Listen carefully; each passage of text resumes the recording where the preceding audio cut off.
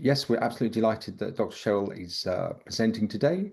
She has over 20 years of clinical experience working with children, teens, and their families. She uses evidence-based practices, which are primarily cognitive behavioral in nature. She has worked at 2 tertiary care children's hospitals during her career, the IWK Health Centre in Halifax, Nova Scotia, and the Alberta Children's Hospital in Calgary.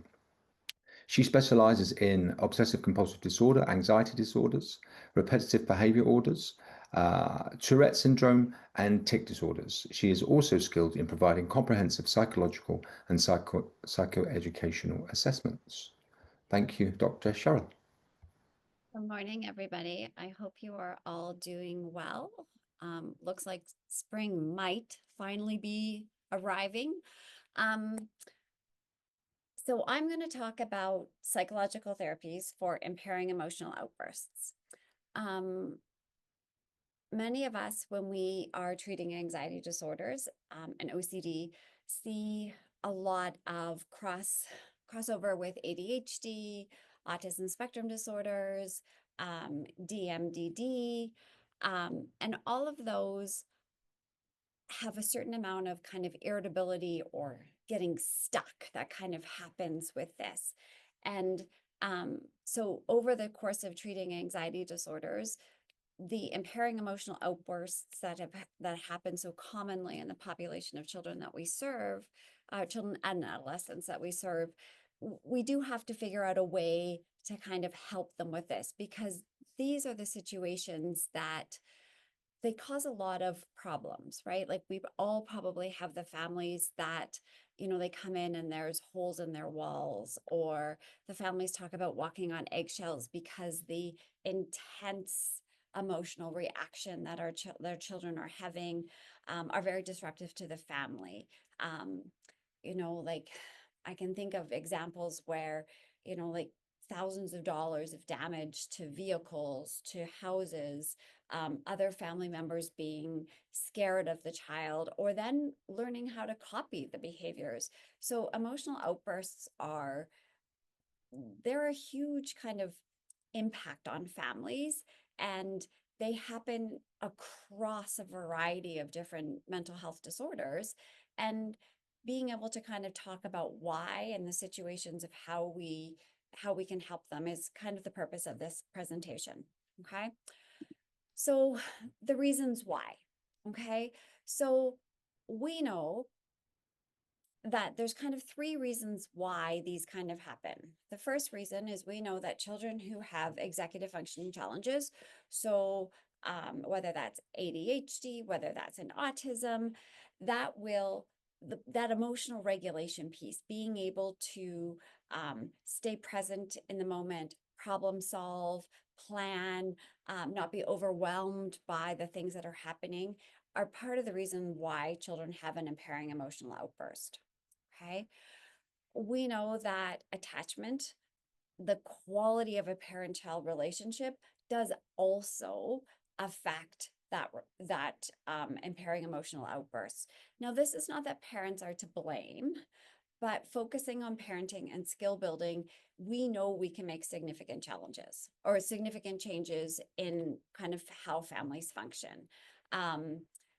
We all come to parenting with our own set of baggage. That parent-child relationship is huge, whether we're talking about dealing with a straightforward anxiety disorder or we're talking about ADHD or autism. And being able to kind of look on that really does help us explain why these sorts of things are happening. And, I frequently tell the clients that I see that, parenting is the hardest job on the planet. You can read one book that tells you to do something and then read another book that tells you to do something else. It's about finding what works for your families within your family values. And so we're going to talk a little bit about that today, right? I usually joke around a little bit. I have 3 young adult children, all boys. And I'm not so sure I would have signed up for this had I known what it was going to be like. Lots and lots of positives, but holy cow, it's a lot of work, right? The third part of the reasons why we know children have these impairing emotional outbursts is their own temperament, their own irritability, their own ability to deal with their emotions. And those are the, like if you have an executive functioning challenge, if your parent-child relationship is somewhat strained, if you are by nature an anxious or an irritable person, that is going to be challenging. And so we need to be able to kind of tackle all three of these in order to be able to help. So we're going to walk through all three of these together. Okay, executive functioning challenges. Okay, so we know that neurodevelopmental disorders like ADHD and autism, and as well as other mental health disorders, significantly affect a child's ability to employ effective executive functioning. Okay, so the challenges they typically face. So let me backtrack for a second. These are, when I say what's an executive function, what I mean are those brain-based activities or abilities that we have that help us to act effectively and achieve our goal. And some of that is emotional regulation. It is that ability to kind of stop, it's the ability to think, it's the ability to manage time, it's the ability to organize, it's the ability to kind of prioritize, initiate, all the things that we know can be very, very helpful to just kind of get through your day. Okay. When we have really good executive functioning, we are more flexible, we are capable of being more independent, we can be a successful problem solver, we can develop tools to self-regulate, and we also can be significantly better at self-advocating for the situations that are bothersome for us. Okay. And when we look at executive function and helping develop these skills, we can help children who present with these significant outbursts. Okay. When executive functioning is impaired, what we know is that a child tends to be inflexible, they tend to be a poor planner, and they tend to be disorganized. Okay, so think about it. Most of us do the same thing most mornings. We can alter when things like this morning I had to get up earlier than I normally do, but I still have kind of a set routine of what I do. But a child who, say, wakes up late because there was, let's say, a power outage overnight, and so the alarm didn't go off. So the whole house is in some degree of turmoil because everybody's kind of rushed. We now don't have the typical 45 minutes to an hour to get ready. We're going to miss the bus. But for that child who hasn't kind of planned the night before, their backpack's not organized. They're not sure what they're going to wear. They're easily distracted. So they walk into the bathroom to go and brush their teeth, and then they see the rubber ducky lying on the side and they start playing with the rubber ducky. They get overwhelmed because they have to be faster. And then their parents are getting more and more frustrated with them because they're not moving faster. You're like, let's go, come on. We're going to be late. Mom's going to be late for work. You're going to be late for school. Come on, I know this is, and we're pushing them and we're doing things. And if you don't have that ability to be flexible, if you don't have that ability to kind of problem solve or to self-regulate, we all know that this is a challenging morning, right? This is not the way we want our mornings to go. But if you have to do something the same way over and over again, if you are getting kind of like stuck in the middle of that, then all of a sudden it's not that surprising that the kid is like, I'm not going to school, and they throw their hands up and, like they whack something, or they push their brother, or they push their sister, or they start screaming, and they full on walk back into the bedroom, crawl back into bed, cover themselves with it, and they're done, right?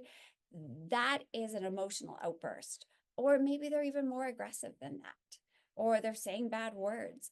But the executive functioning challenges of being able to be flexible is what led to that. So what are the ways that we can help when we know that there are identifiable executive functioning challenges? Number one, we can change the environment. Okay. Now we're talking about intolerable situations or tasks that actually require so much effort or energy that the child ends up exhausted when they finish. And so in children who have neurodevelopmental challenges, so any sort of atypical, like ADHD, autism, an anxiety disorder, anything like that, it's okay to look at the ways the environment is overwhelming them, and then incorporating that into some successful problem solving. Okay. This is different than accommodation in an anxiety disorder, right? So asking a child to order for themselves at McDonald's is not an intolerable or exhausting emotional situation. It may be emotionally challenging, but it's also a reasonable expectation. But I'm talking about the ability to plan and organize a morning routine, the ability to kind of get ready for your sport. It can be an emotionally exhausting situation for a child who doesn't have executive functioning skills, right? So we need to teach the skills of kind of being flexible.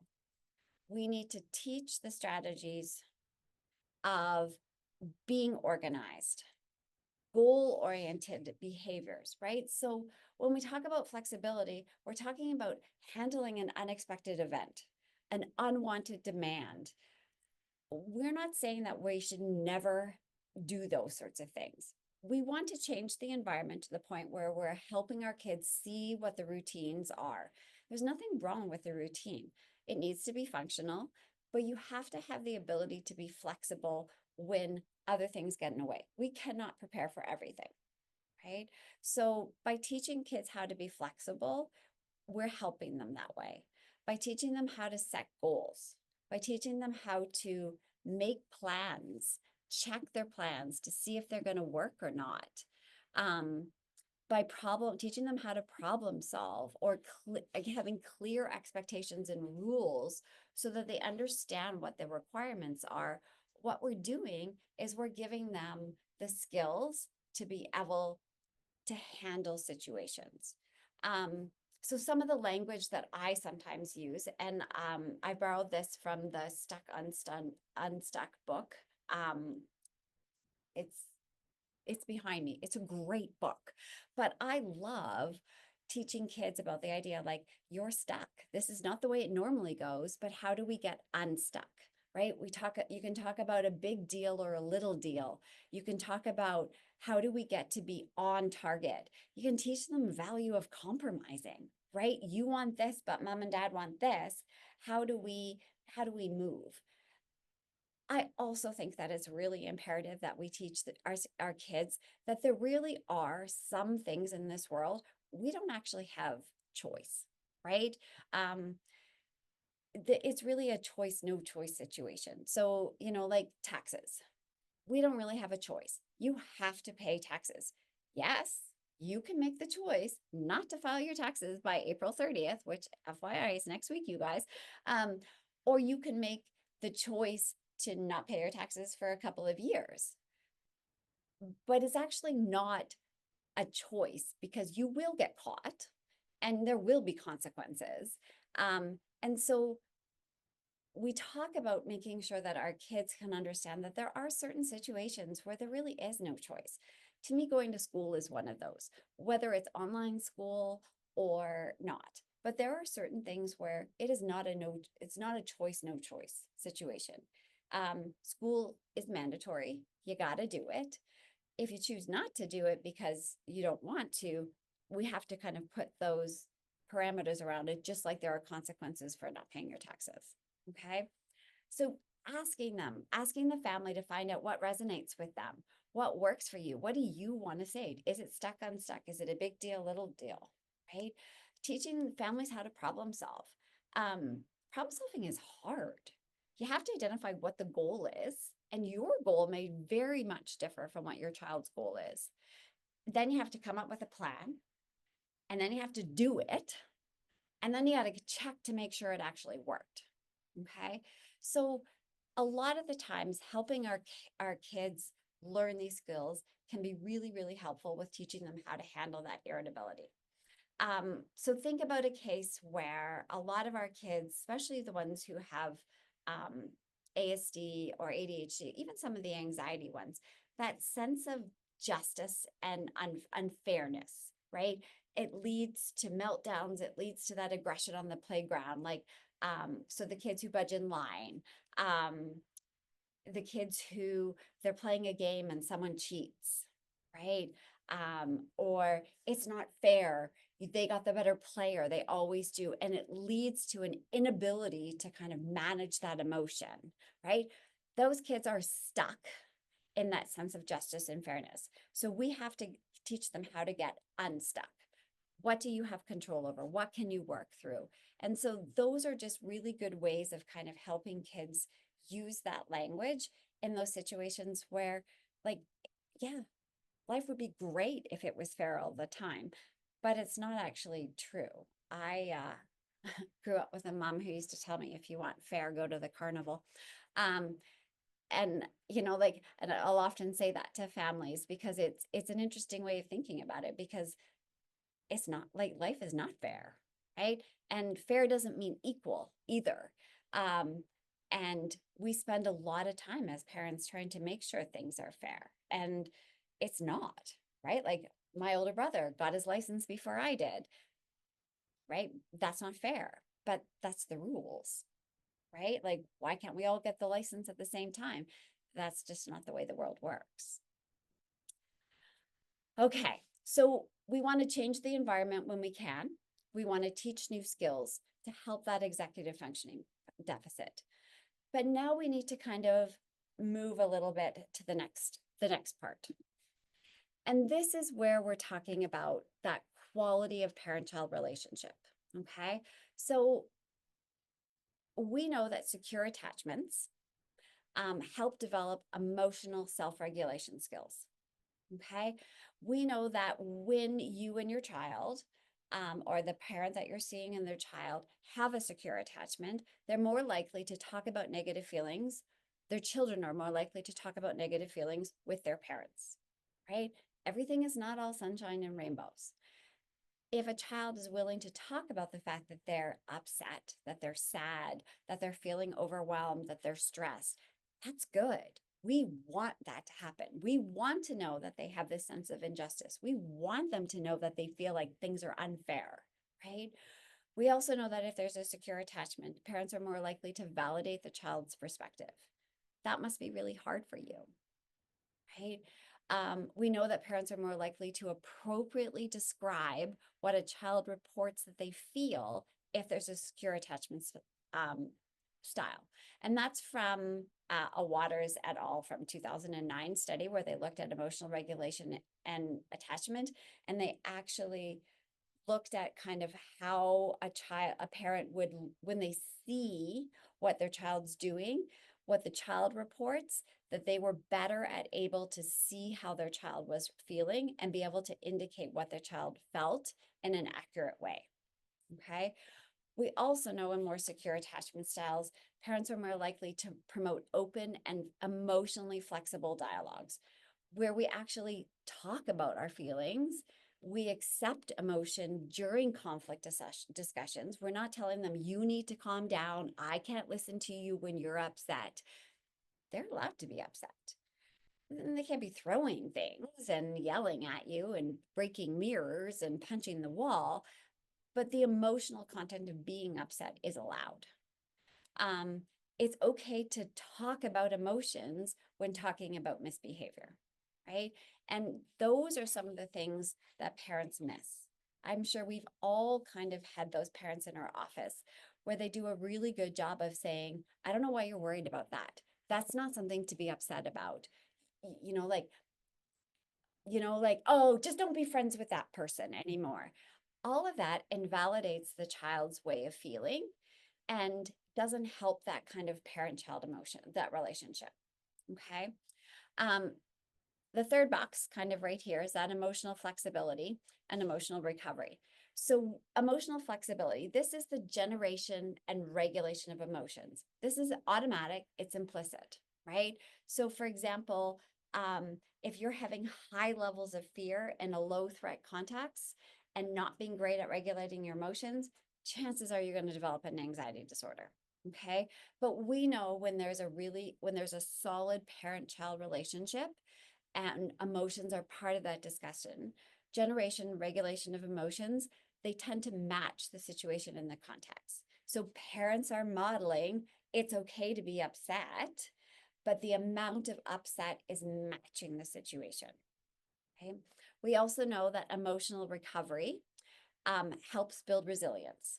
And in families who have good parent-child relationships, being able to be upset at that level that matches and then recover from that emotion helps build that resilience. So this is over long-term repeated experiences of emotional recovery.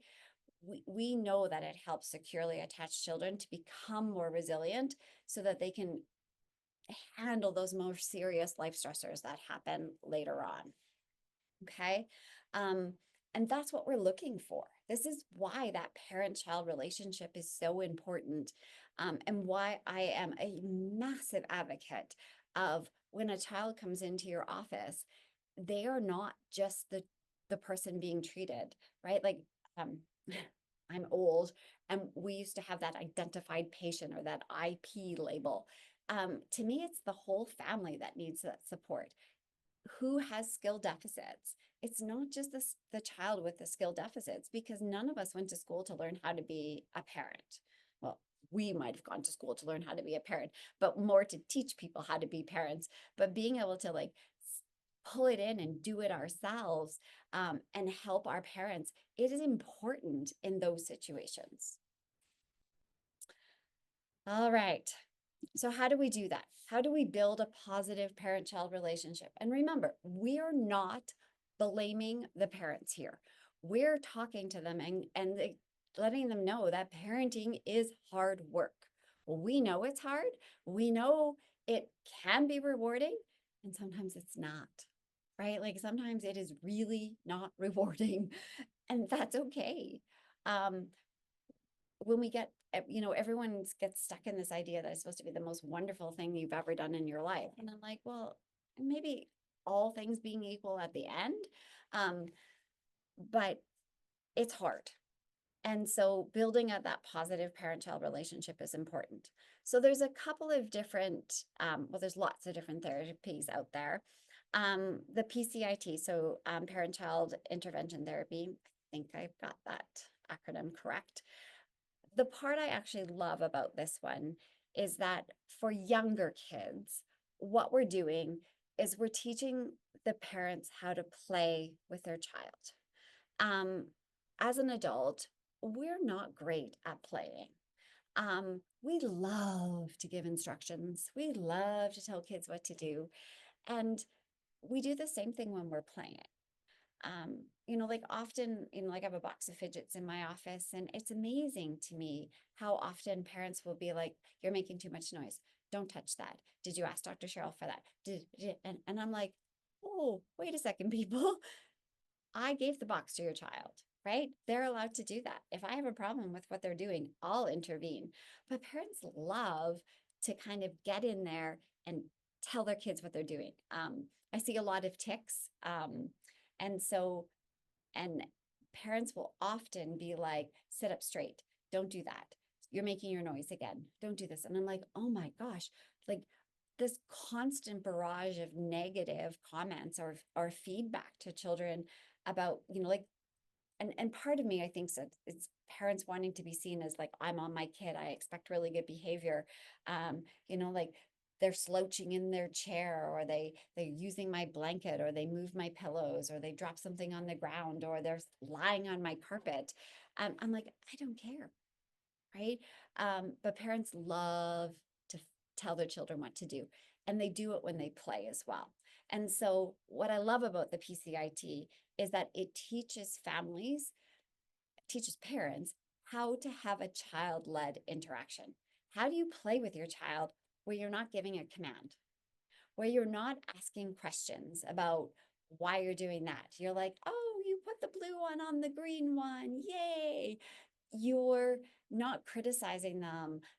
Their tower falls over, and you're like, yeah, look at you go. Good work. You're ignoring some of those inconvenient misbehaviors that are happening, but you're also responding when your child is kind of crossed that line, right? You've ended the play. We're not, consequencing them for throwing a Lego, but we're saying that's not okay to do. Playtime is over. But all the rest of it has been this positive interaction where you're like letting the child tell you what to do. And it's really hard, right? But showing it how to do it in your office, like having a thing of Lego, having those and teaching parents how to do those positive relationship building activities where the child gets to lead is huge. The other part that I think is really, really helpful for building a positive parent-child relationship is actually teaching parents how to give an instruction, where you want to praise them. You want to, sorry, I jumped ahead a second there, but like you want to use praise. Great idea. You're working so hard. You want to reflect with them. Yes, that really is a fast car. This is back to the child interactions. You want to imitate what they're doing. You want to keep them engaged. You want to teach cooperation to them. You want to describe what they're doing. Like, oh my gosh, look at you drawing a star. And you want to be positive. You want to love playing with them and doing things like that. The next part I jumped over is being able to give a positive instruction. How do we give an instruction that is actually helpful? How do we teach a parent how to tell a child what to do, but we're not constantly doing it? We have a tendency to give our children instructions over and over and over again, and it's not super helpful. So continuing, we can teach them how to confront without conflict. How do you actually have a conversation with your child when they're making poor choices, right? How do you establish rules and expectations? What are reasonable? Setting them, setting up limits. Our children need limits. They need to have that idea of where the walls are. They might hit them. That's okay. That's learning, right? What are the responsibilities they have?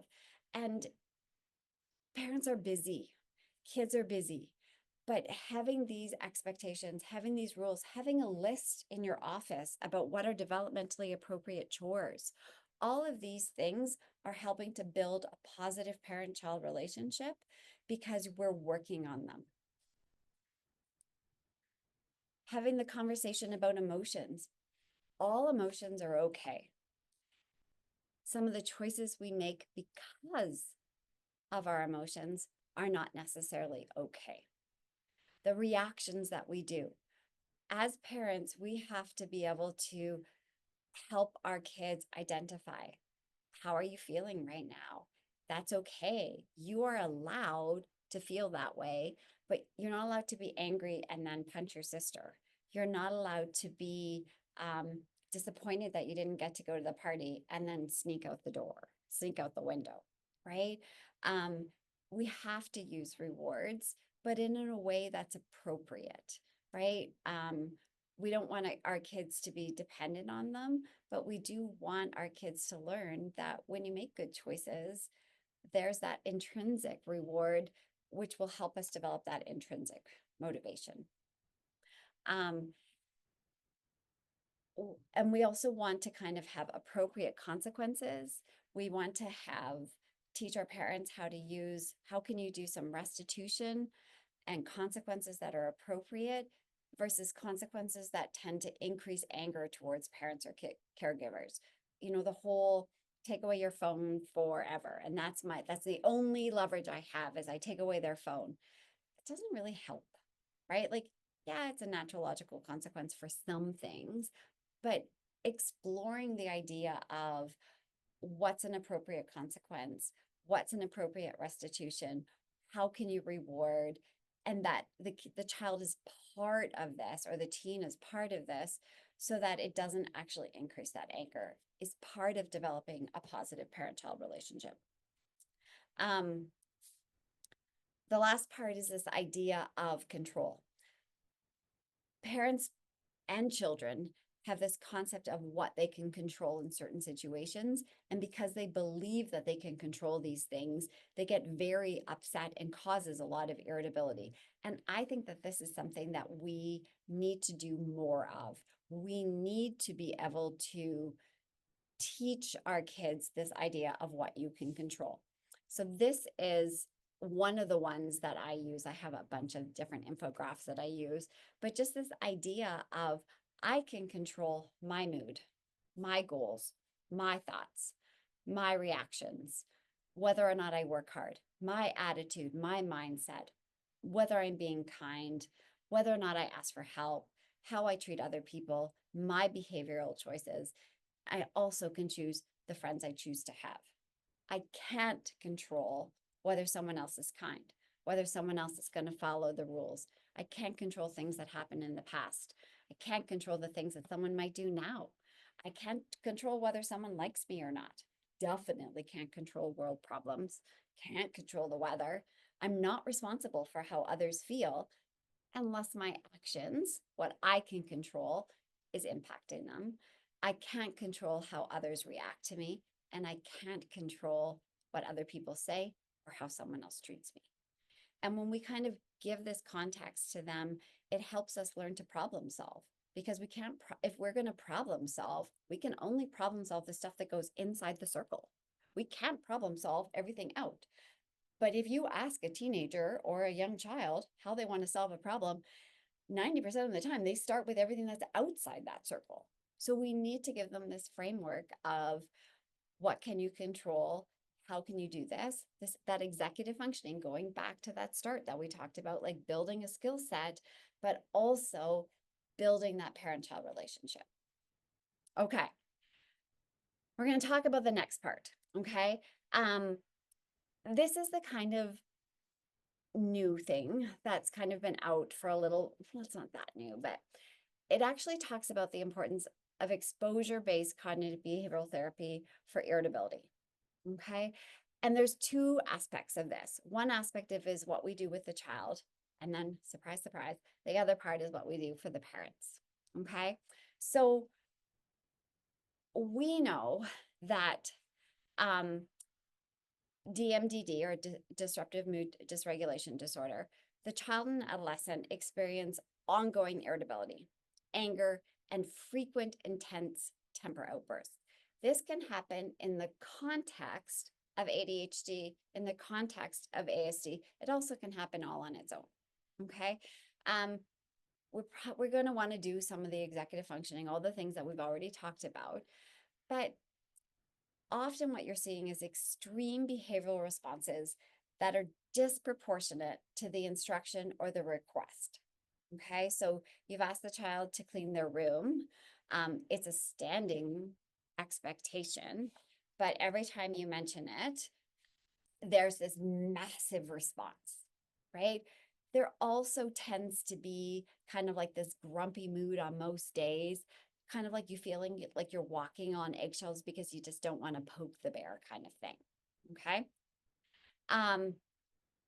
When we're doing exposure-based CBT for irritability, we want to get a list, just like if we were doing exposure to an anxiety, a list of the triggers that will, over time, with exposure, just like anxiety, will lead to less reactivity to those triggers.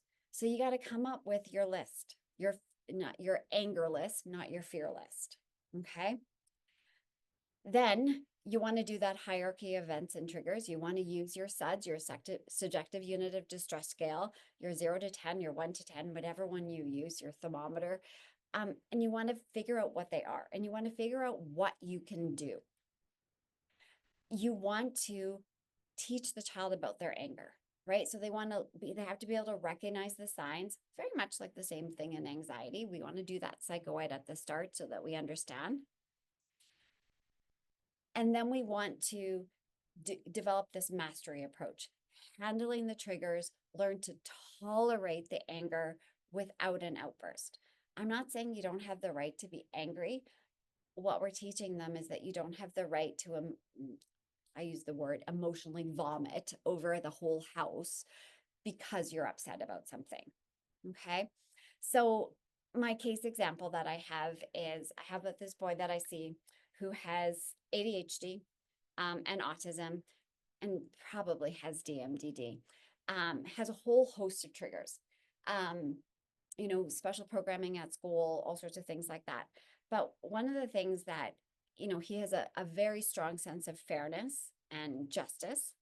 But he also, when he has to do things that he perceives that are too hard for him, he is very good at having an emotional outburst. And one of those things is writing in his agenda. And so the school is essentially compensated because, we are having room clears, we're having all of these things that the EA writes in them. But I'm like, this is a reasonable skill for him to be able to do. And so he ranked it as at about like a 4 or 5 to having to write something in his agenda. And so we started to do a fear, like an exposure. So I wrote, and like I played the teacher and I wrote some things on the board as to what the expectations, like this is what I want you to copy and put in your agenda. The first time we did it, it was really small. I wrote things like smile.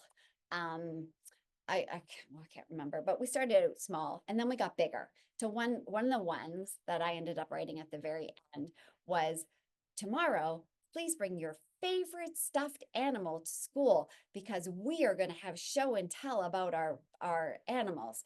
And he looked at me and he was like, "Oh, I'm not writing that." And I'm like, "Okay, come on. We've built this, like we." And I had his parent in the room with me, and it was really amazing to watch how the family, it was one of the parents, how the parent handled the child, because there was so much shaking of the hand and sighing and like wiggling in his chair and, and just like trying to write, this is dumb. Why would you ever want to bring a stuffed animal to school? And I'm like, it's hard. I know. I can see that you're getting frustrated, right? Just that exposure. I'm not telling him he's doing fabulous. I'm not trying to take away his irritability. I am letting him know, yeah, that does seems like not a very, I can see that you don't like that idea, but you can still write this down. You still need to write this down. And he did it. Even though the dad several times started to intervene and say things like, you can do it, or here, let me rub your hand on. I'm like, stop. There's no rubbing his hand. There's none of this. This is a reasonable expectation for this child. Let him do it. Let him see that he can do hard things. He's allowed to be irritable. He's allowed to be anxious. He doesn't need an accommodation or a modification. He needs to learn to manage the emotion. And then what we did is we actually did the same thing with parents where we worked on those sorts of things at home. Not getting his way, not getting to choose the movie for movie night, not getting to choose the food, not getting to sleep in the bed he wanted when they went to a hotel. All of these things were on his on his anger hierarchy. And we were able to kind of work through the exposures and teach these parents how to help him learn that he could handle doing hard things while not negating the fact that he had the right to be angry. Okay. Exposure-based CBT therapy, parent-focused. And I'm mindful of the time, so I'm going to try and do this as quick as I can. So parent coaching includes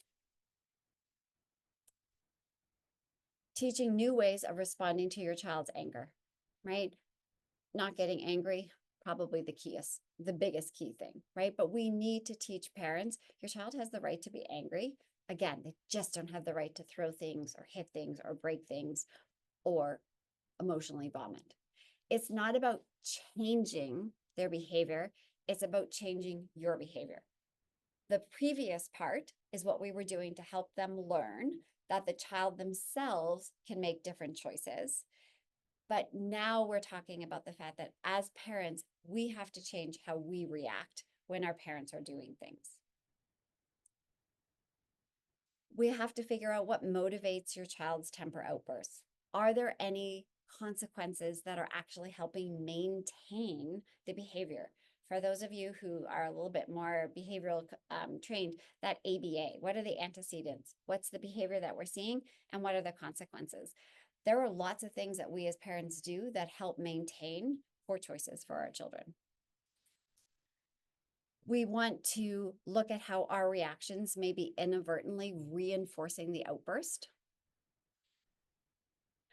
What are the ways of increasing positive interactions with your child? So remember that slide right at the bottom where we talked, or right at the start where we did the PCIT stuff?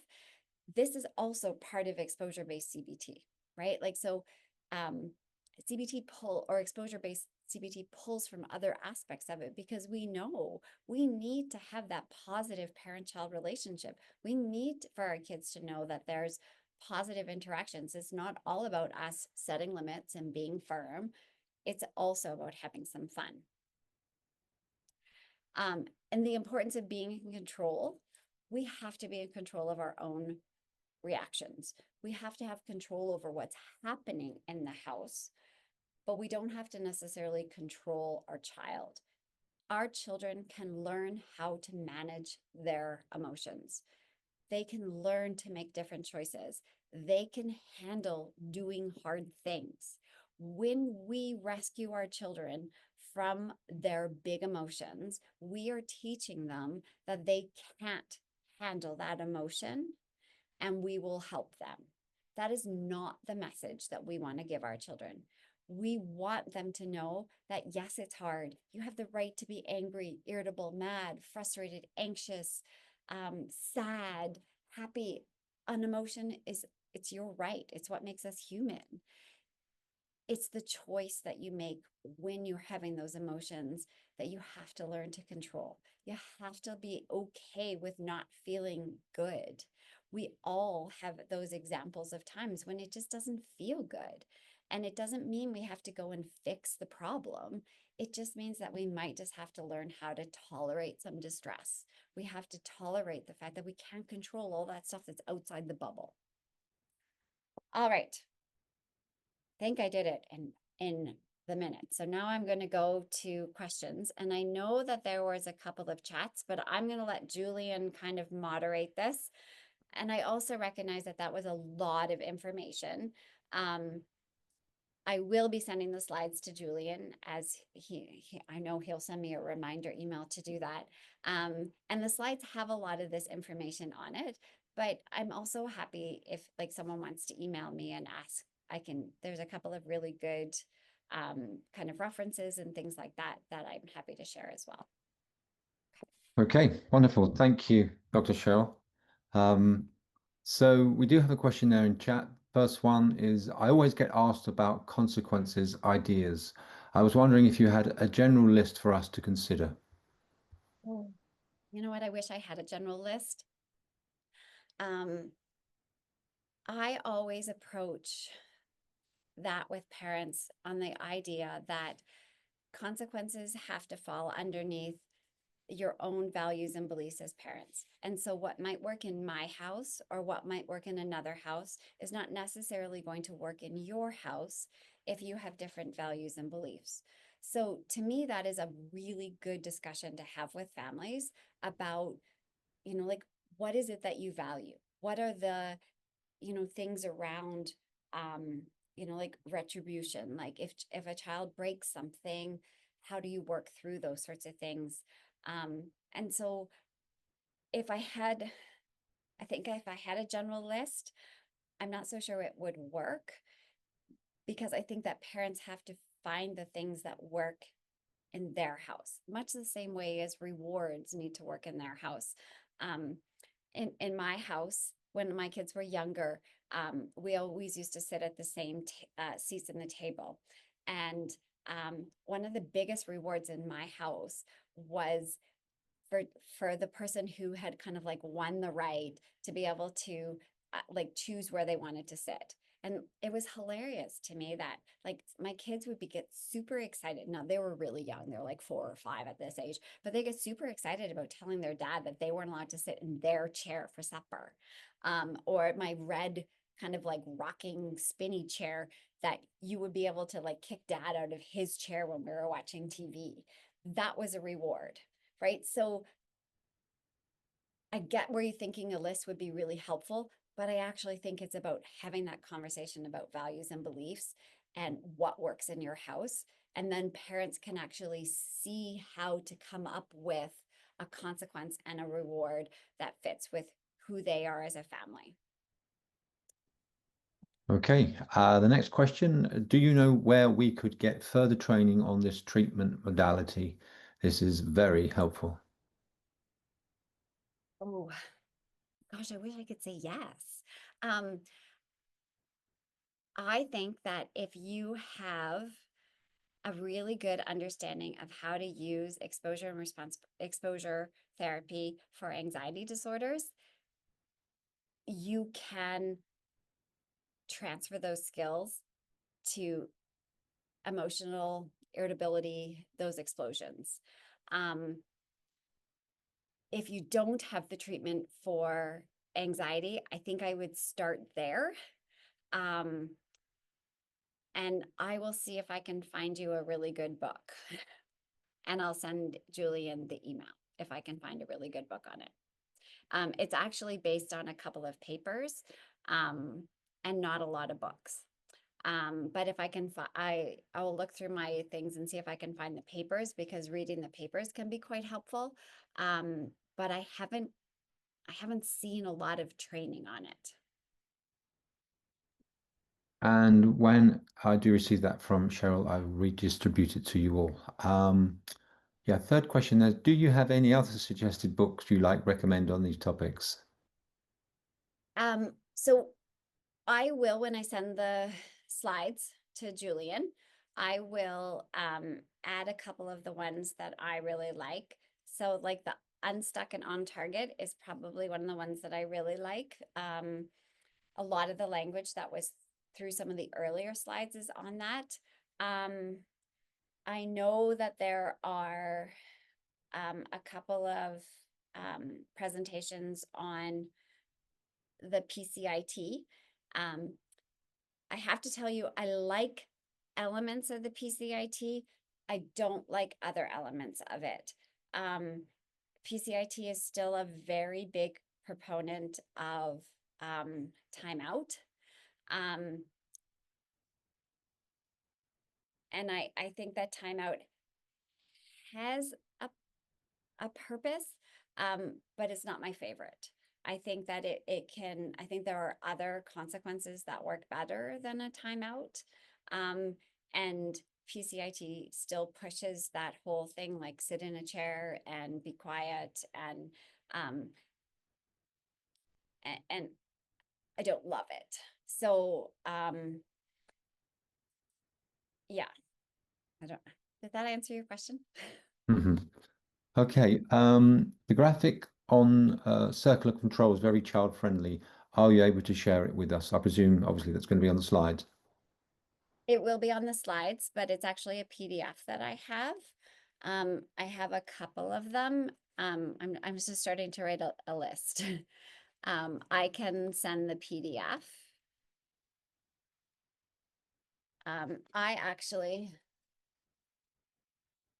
like I just laminate them all. I have a ton of them that I use.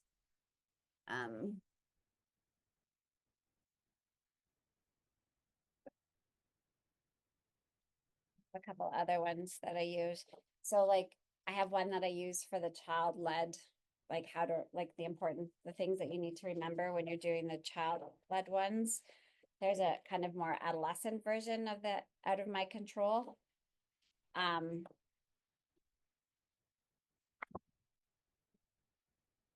have another one for control, but I don't know where it is.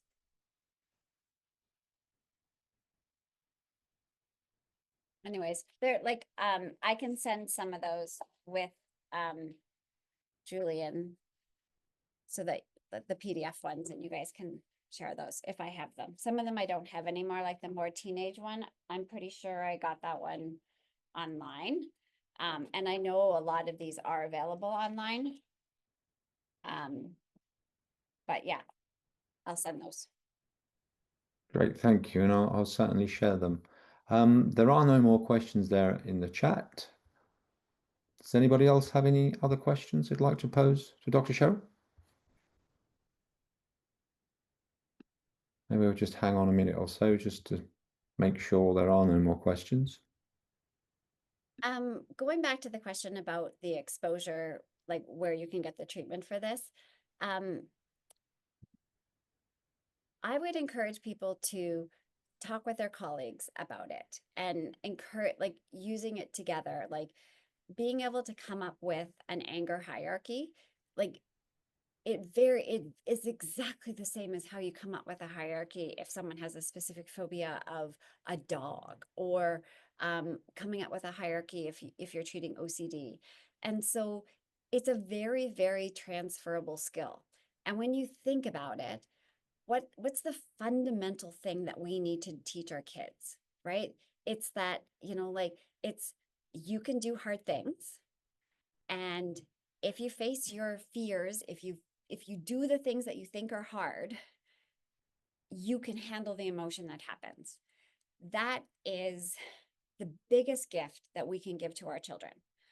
And if we can have parents understand that when we avoid allowing our children to experience discomfort, experience distress, and learn to handle it themselves, we are not actually helping them develop that kind of really good emotional intelligence that we need them to do.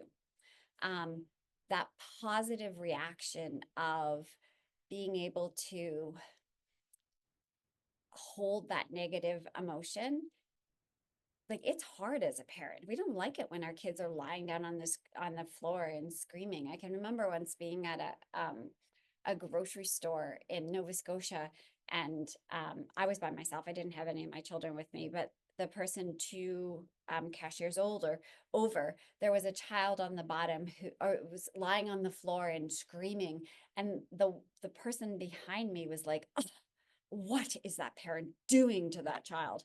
And I turned around and I looked at her and I said, "She probably told her child no."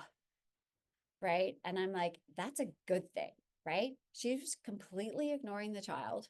It's like, yeah, like, we don't love big emotions, and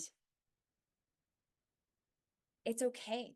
It's okay for us to be discomfort or uncomfortable with it, but we need to teach our families, we need to teach the parents who come to see us, and we need to teach our kids it's okay to be uncomfortable. And we don't have to tell them, "Oh my gosh, you're doing such a great job," and "Yay, you." We can be like, "Yeah, I can see that this is really hard for you." It does not need to be followed up with, "But you're doing a great job." It's just like, "Yeah, this is hard." And sit with that uncomfortableness. That is exposure. Most people follow up exposure therapy with, "I know it feels great, but you're going to feel better soon. Look at you go." That is not allowing the person to sit with discomfort.